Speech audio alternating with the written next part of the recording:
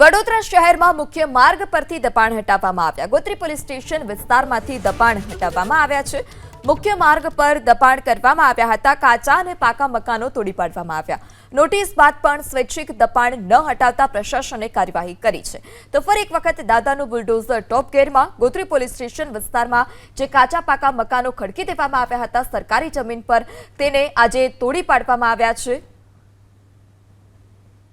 ઝોનમાં yes complex થી Nilambar circle જતા ડાબા હાથે જે 4 જેટલા ઓરડીઓ બનાવવામાં આવેલી હતી તે ઓલરેડી 13 જૂનના રોજ એ ડિમોલિશ કરવામાં આવી હતી અને એ માટે એફોર્ડેબલ હાઉસિંગ દ્વારા ફાળવણીની કાર્યવાહી પણ હાથ ધરવામાં આવી હતી, પરંતુ આ સ્થળે ફરીથી દબાણો થતાં આજરોજ અમે એ દબાણ દૂર કરવાની કાર્યવાહી કરી છે ને હાલ કામગીરી ચાલુ છે।